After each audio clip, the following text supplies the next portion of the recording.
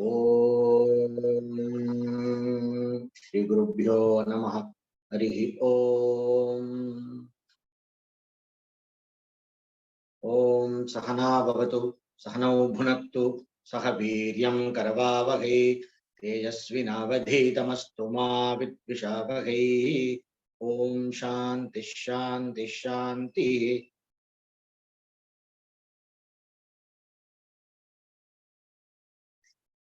So today we will see a meditation called chitta prasadanam. That is a meditation done for chitta prasadanam.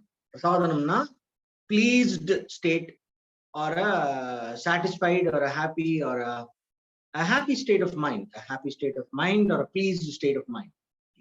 Chitta prasadanam. Generally நமக்கு வந்து இந்த சித்த பிரசாதனம்ங்கிறது தான் நம்ம நார்மலா எதுவும் எந்த பிரச்சனையும் இல்லைன்னா நம்ம மைண்ட் வந்து எந்த ப்ராப்ளமும் இல்லாம இருக்கும்போது அந்த unruffled ஸ்டேட்ல either from outside or from inside, when we are not assailed by any disturbing factor, then our mind is in a state of peace, which is something like you have just woken up from a deep sleep, very nice satisfied sleep. You woke up naturally without alarm, unlike today.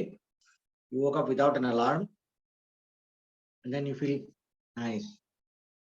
And you haven't started thinking about anything yet. You are aware, you are awake, and you are pleased. Right? Also, when you eat something very nice, when you have a pleasant sensory experience, not an exciting one, a pleasant one, you feel nice, right? That's called chitta prasadanam, and there are different levels of it. So we usually experience only at the superficial level. So the basic point is that you are not disturbed. Your mind is in a state of tranquility and peace, at peace with yourself and with the moment and with your environment, right? So there are external factors which we can take care to some extent, and then there are internal factors, right? Jealousy,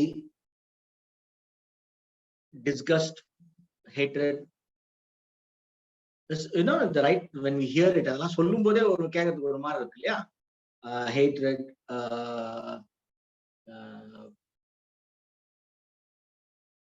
desire, excessive desire, all these kind of things, right?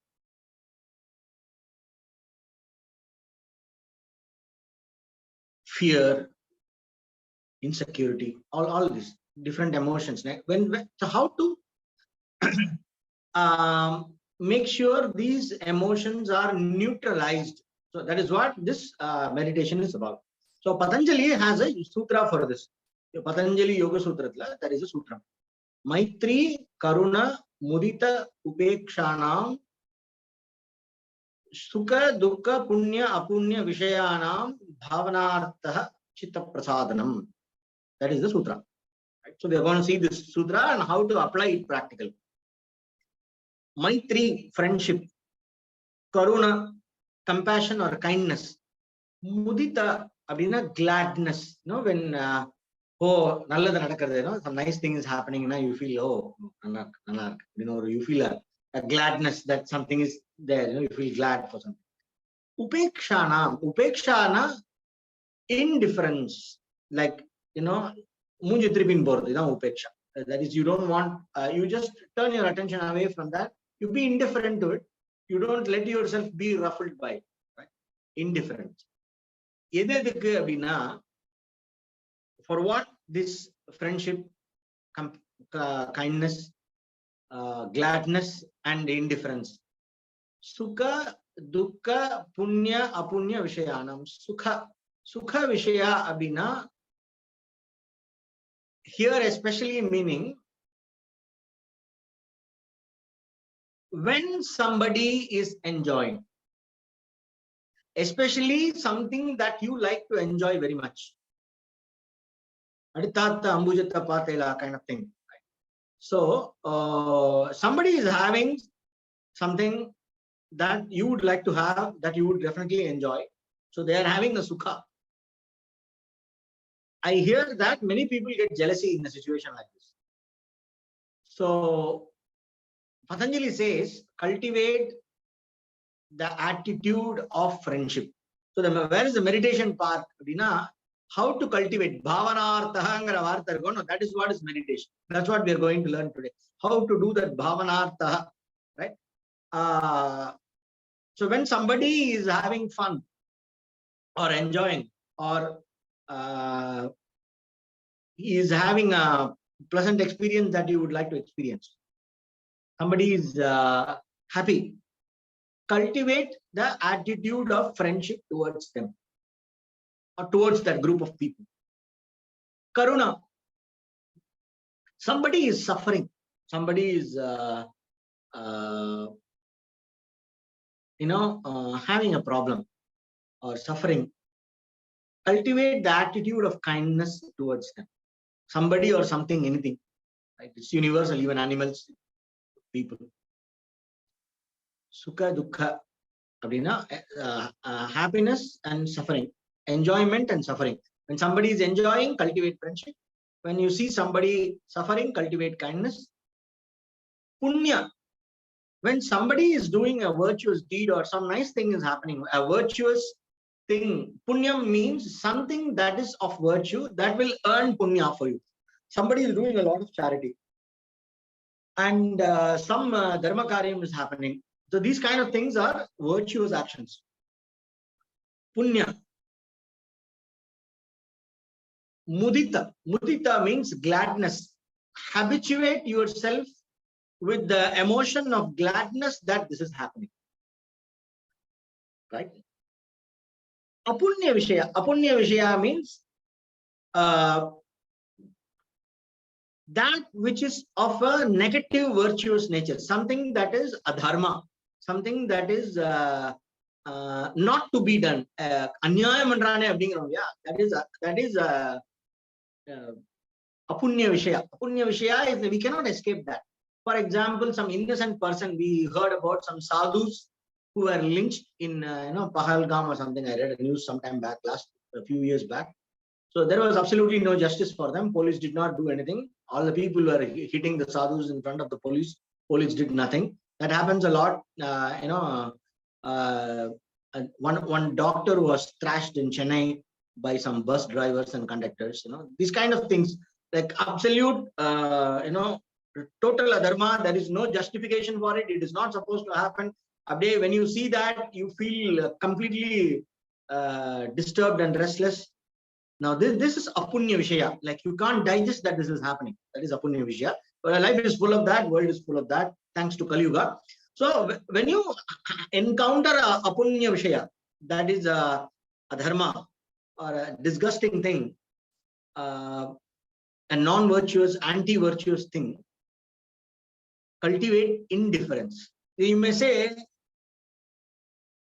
is Patanjali asking us to close our eyes? Shouldn't we go out there and solve the problem? That all can be done, provided you are at peace with yourself. If you are at peace with yourself, you are free to do what is right and what can be done and what is intelligently best thing to be done. But once we are completely ruffled and once we lost our balance, then what happens? Our lack of balance takes over and it makes us do things we are not supposed to do. Right? And it may make us short-sighted. We may focus too much on the result. Like, in yoga, we say the result is secondary. Result is important, but the process is more important. How you do something, in what kind of attitude you do something, that is more important than the result that we are achieving. In yoga, it's a completely another perspective to all these success formulas. So success in yoga is defined as how much your mind becomes free during and after the act of doing something. So that is what is success.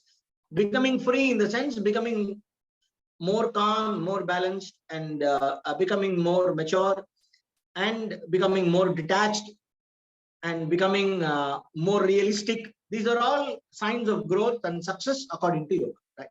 So when a situation is affecting us, there are two things happening. Either the situation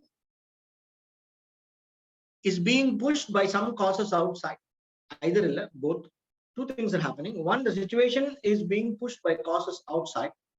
Another, your mind is being pushed by the input of that situation, and your mind is being ruffled. That is, there are internal switches which the situation is turning on, which is making you react or be affected first, making you be affected and then react in a particular way.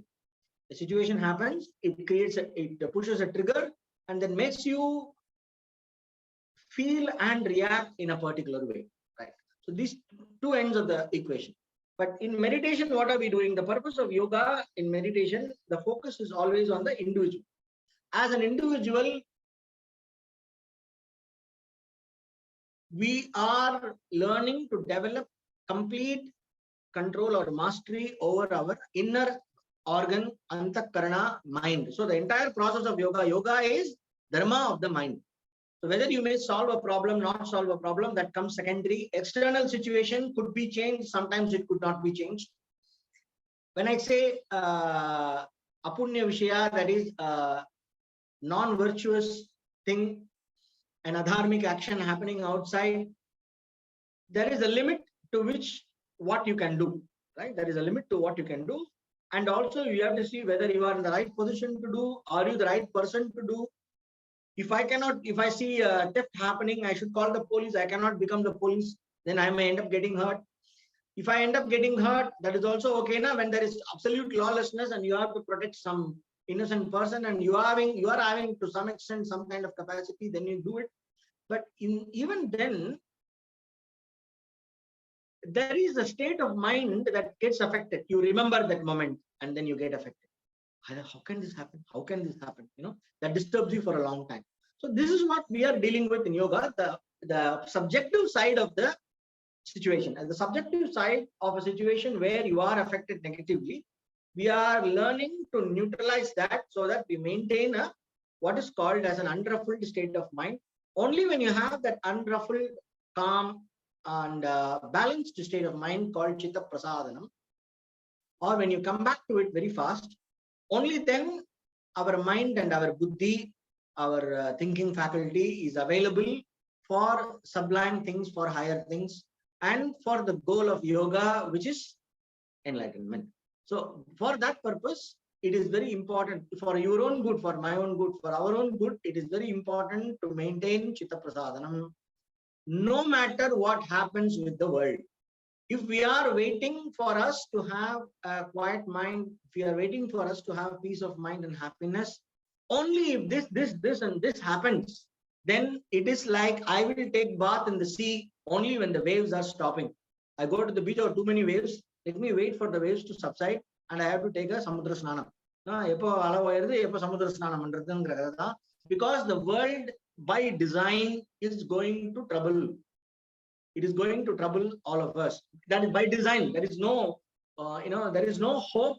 It is very important, actually. There is no hope for lasting happiness through an external situation, even in Brahmaloka. That is what the Shastra says. The Yoga Shastra and Vedanta Shastra says, even up to Brahmaloka, you are having all kinds of possible things situations that can go unpleasant, because there is always going to be some kind of a thing that, like what Patanjali says, there is one Sadhana Padala, there is a sutra about how does the person with viveka, with discrimination, how does he see the reality of life?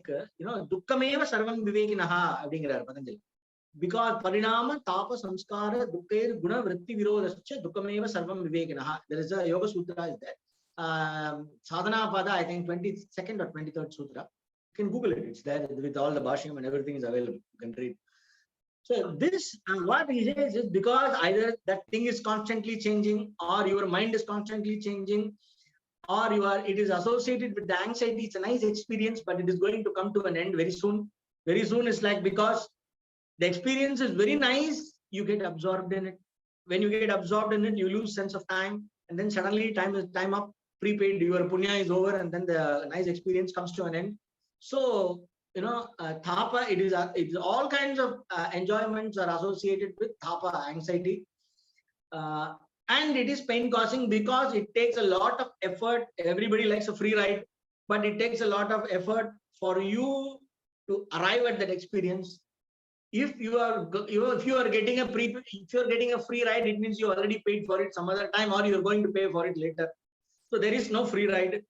It takes a lot of effort to get to the experience. It takes a lot of effort to sustain an experience, and that is always associated with an anxiety of losing the nice experience at some point of time. So parinama tapa samskara dukkair guna vritti virodasya. Sometimes you want to enjoy it, but at the same time you don't want to enjoy it. Saapannam pola irukku, but na saapda kudade. I want to buy this thing, but why should I think I am spending too much. Maybe I should not. So there are always contrary vrittis with respect to an enjoyment. That is like this. There are so many reasons. Because of so many reasons, all experiences are dukkhameva, are causing or having the seeds of sorrow in that. Buddha onnu solittu pola versa idu Yoga Sutra sollirukku. It is there in our Sanatana Dharma, Upanishads, and all the Shastras. And this is the fundamental idea for spiritual maturity, that you understand that all situations in life have the seed of causing sorrow, either because of the situation or because of your state of mind associated with the situation, or because of the basic limitations associated with our mind and with the situation, right? So because of that, it is very important for us to train the mind, have control over the mind, rather than always developing skill set to control situations. All effort for a successful life, like we listen today, is all about developing the skill and the power to control the situations. But in yoga, we are learning to control the way we are affected by the situation, so that we respond to the situation in the appropriate way possible. Right? So this is what is the logic. You cannot master every situation, but you can always master your own mind. So please focus on how to manage the mind side of a situation rather than the outside reality of a situation. That is the recommendation of Yoga Shastra. And so with that in mind, so that you don't have any arguments of, why should we go and meditate? When you're very worked up with the situation, you say, why? This is not the time to meditate. It is time to go and act and all that, So it's all fine, but first meditate, make your mind chitta prasadanam, have a prasadanam of your mind. And after that, if you have to still act, please act. So that is the approach in yoga. So let us start with how to do bhavanartha. That is the key word, meditate, bhavanartha. How to do that? For example, right now, we start with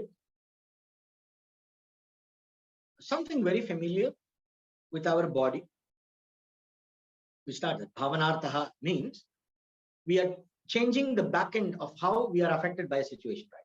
You just sit, you can sit straight, take a few deep breaths, please. Inhale deep, exhale gradually, not suddenly. Always, when we begin a meditation, we always sit straight, relax the 6 points, and take a few deep breaths so that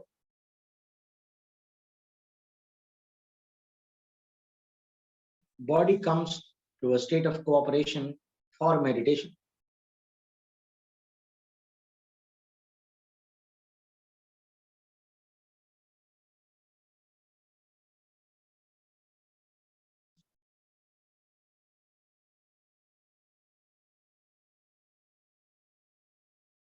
Remember a pleasant thing that happened this morning.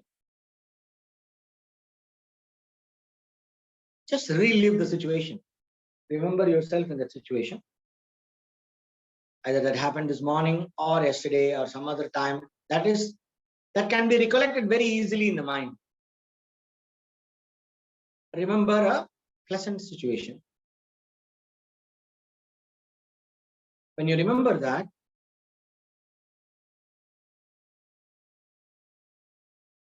be aware of the accompanying emotion that you have. It brings some kind of a sensation of slight expansion.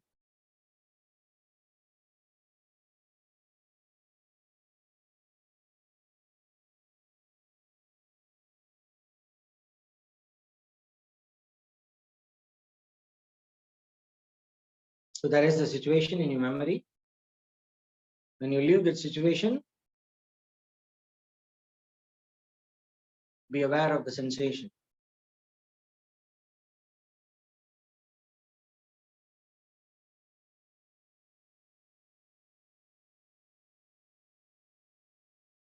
Okay.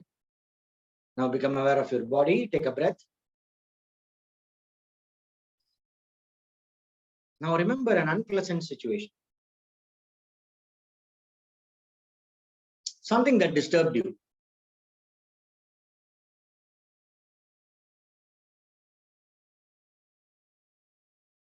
See, sometimes this is easier.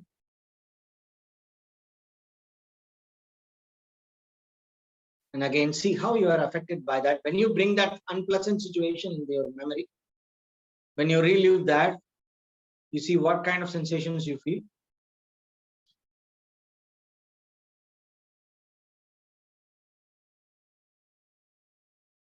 It's more constricting.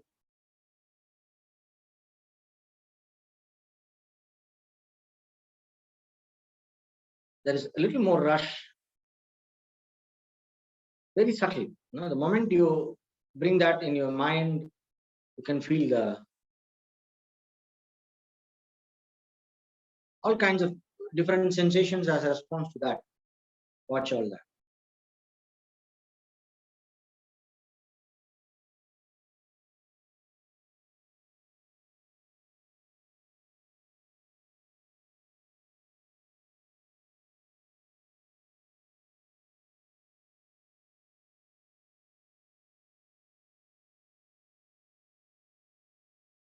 Now,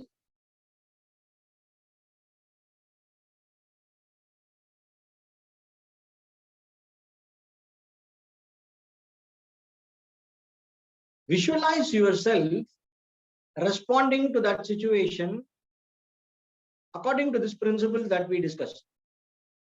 Is it a anyayam, what do you say? Is it an adharmic, non-virtuous thing, a wrong thing that happened which ruffled you? What is the source of that unpleasantness? What kind of attitude is causing? You just see, it triggers a certain unpleasant feeling, but behind the unpleasant feeling is the way in which you see that experience. There is an attitude towards the experience. I feel this should not happen. I feel this is not fair. That could be a apunya vishaya. So then we cultivate indifference. If it is something that caused jealousy,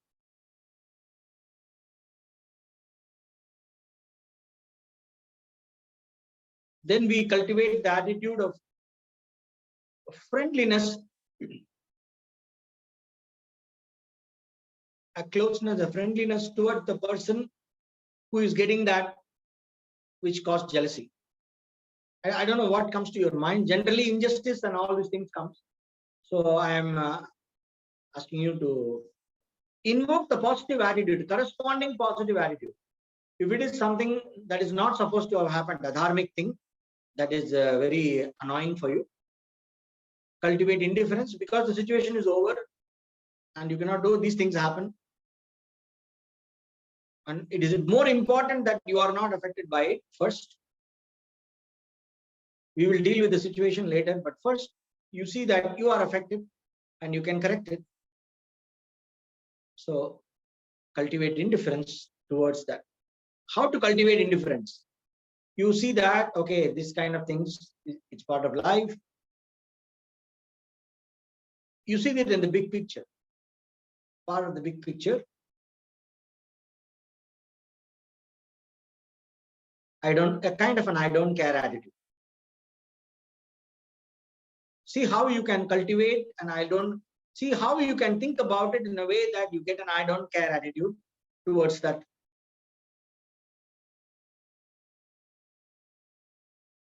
Negative act, whatever happened.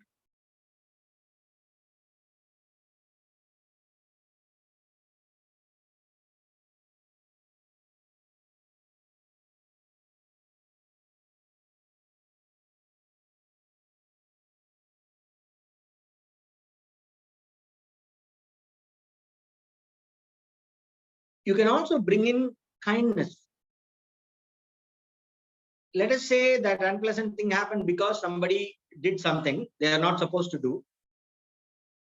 You can bring empathy. Somebody does something negative only because they are helpless in a certain level, in the mind level, in the judgment level, or in their habit patterns level. So you can cultivate a kind of kindness towards their helplessness, which made them do it. No, like we say, may everybody get good buddhi, sabko sanmati de Bhagwan. Like that, you can, just tell you, just see the cause why that person did that. You have to relive it. You would have to relive the situation. And while you are reliving the situation, you can verbally say he is doing this because of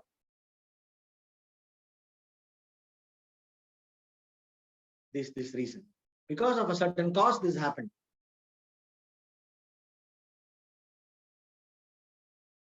So,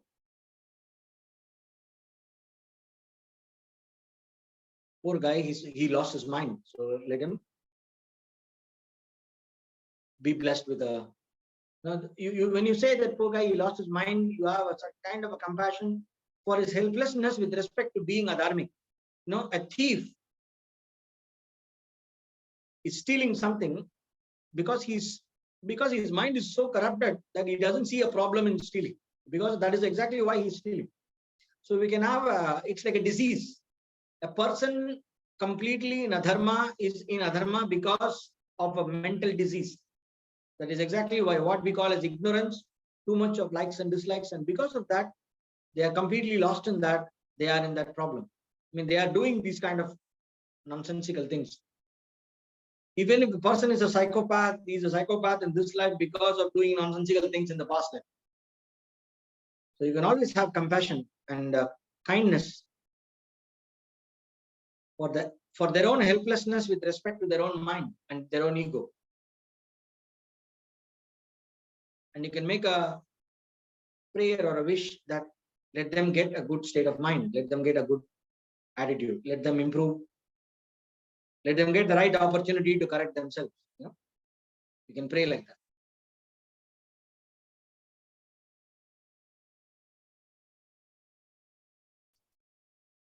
Then you will see how your background affected by that situation changes. The whole thing is done verbally.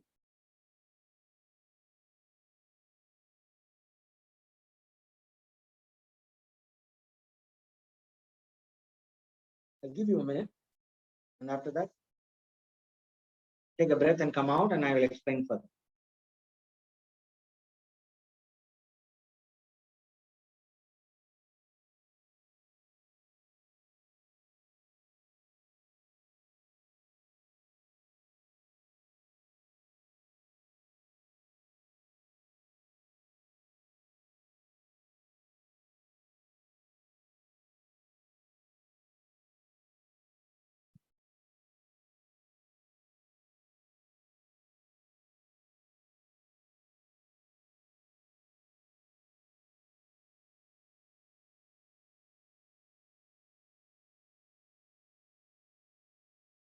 Okay. So, two things. First, you are observing how a situation affects you, how you are affected by a situation. You are observing that, completely accepting that. Don't rebel against yourself. Don't deny it. Whatever emotion that comes up in you, this is the first step in this chitta prasadana. Whatever emotion comes up in you, naturally, that is the reality of the mind. And just accept it completely, that this is how I feel. Going completely, you go totally into it, completely accept it. Don't try to shut it out, divert your attention, nothing. Absolutely accepting whatever the way in which you are affected by a situation. Go into it. Now, gently shift the attention, the importance, shift the sense of importance from the situation to how you are affected. You can even verbally tell yourself, self-talk in your mind. Okay, I'm feeling like this. These are the sensations. First, focus on the sensation. It's very easy to shift the attention from the situation to yourself. Is first focus on the sensations that is created by an emotion. When you are having anger, there is a certain sensation. When something is making you jealous, there is a sensation. When something is making you sad, there is a sensation. So focus on the sensation and be completely absorbed in it. Total importance to how you are feeling that sensation and you being affected by it. When you spend a couple of minutes with that, without any effort to change it, you don't try to fight with it, you don't change it, you don't judge yourself, nothing. You just observe it and see how you are affected. Because the sensation is not pleasant, you will want to take a deep breath and look around or divert your attention. Don't do any of that. Just see how you are affected. Completely accept it. That is the first step. And then see how you are thinking about, you are affected like this because you see that situation in a certain way. So verbally auto-suggestion, like an auto-suggestion, tell yourself the opposite perspective that is going to neutralize this. Whatever is the way in which you are thinking you are being affected, see if you can think about that same situation or your relationship with the situation. See if you can think about it in any positive way. But there are so that you don't cultivate an opposite. For example, one thing I heard about the jealousy is that when somebody is having something, you feel I don't know how jealousy feels, but they say that it feels like you can't stand the fact that that person is having it, something like that, right? So what you do is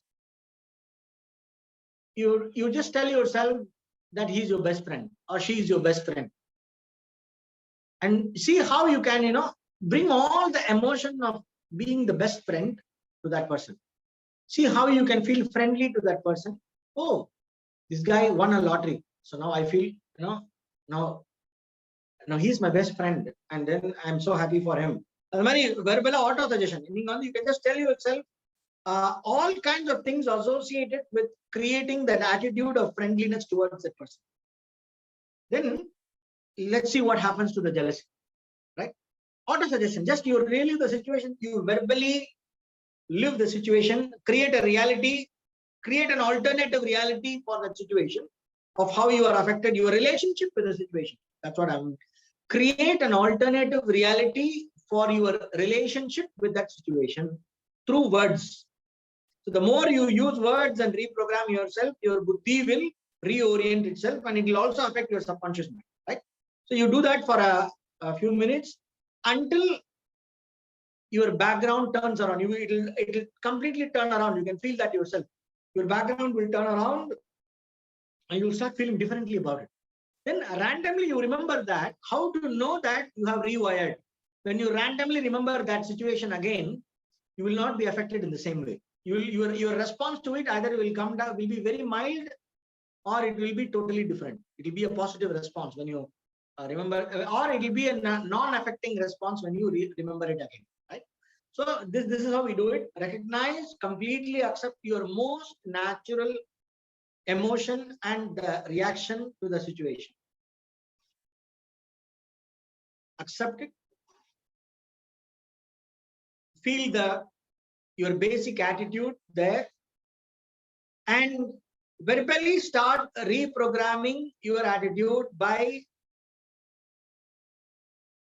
creating an alternative inner reality, creating an alternative way in which alternative reality of how you are affected by the situation, right?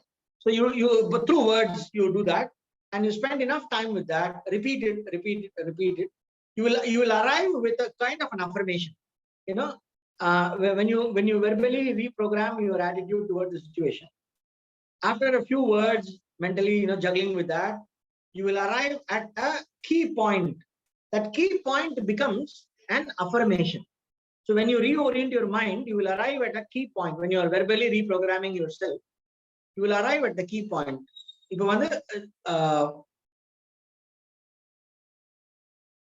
These things are part of life, for example. That could be one. That will let you have an indifference towards it.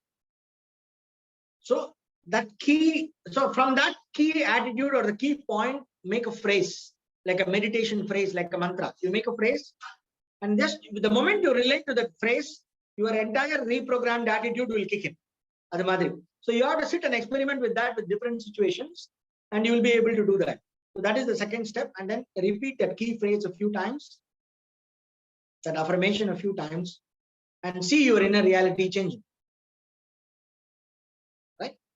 So like this is the method called bhavanartha. Bhavanartha means you are living an alternative reality of how you are affected by a situation. Bhava is how you are affected is a reality, and you are reprogramming and reliving an alternative version of how you are consciously, deliberately, you are reliving, and you are creating an alternative way in which you are affected by the way in which you are relating to the situation. So this is called bhavanartha. By this bhavana is done usually in words.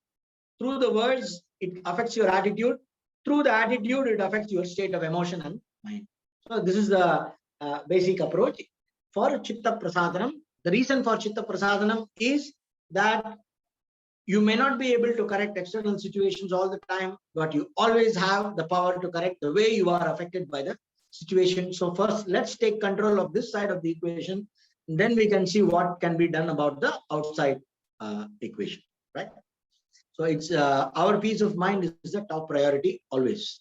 So let us practice chitta prasadanam through this method. If you have a doubt, you can listen to it again, and you have to practice it in your weekend, in your free time. When you are going in a bus or a train, and you have nothing to do much, sit and see how you are affected by a situation, and see if you can reprogram it. Remember, don't take very intense situations for practice, like how you are driving in the, in a ground like that without traffic. You are practicing driving, right? So you need to exercise, like I say, you need to exercise that bhava muscle.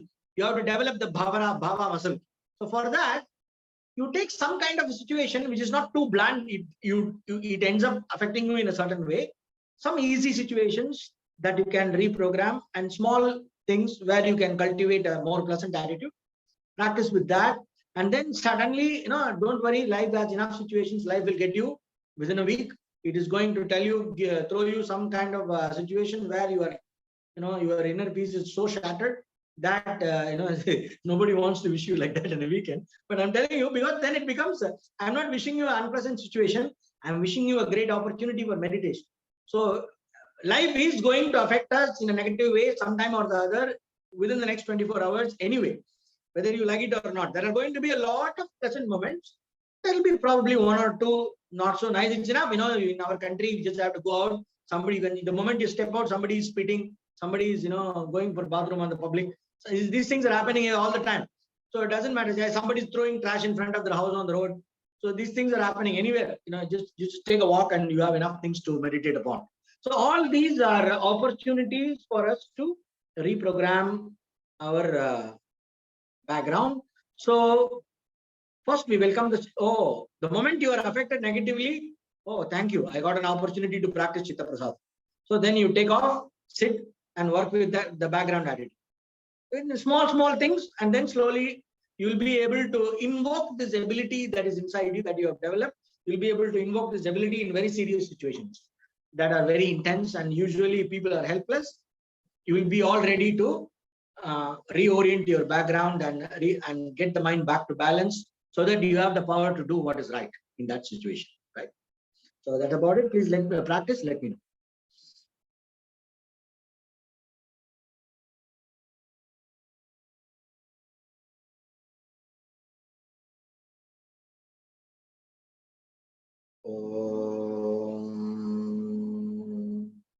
असतो मा सद्गमय तमसो मा ज्योतिर्गमय मृत्योर्मामृतं गमय। ओम शांति शांति शांति।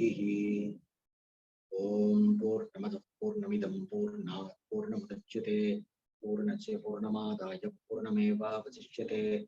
ओम शांति शांति शांति।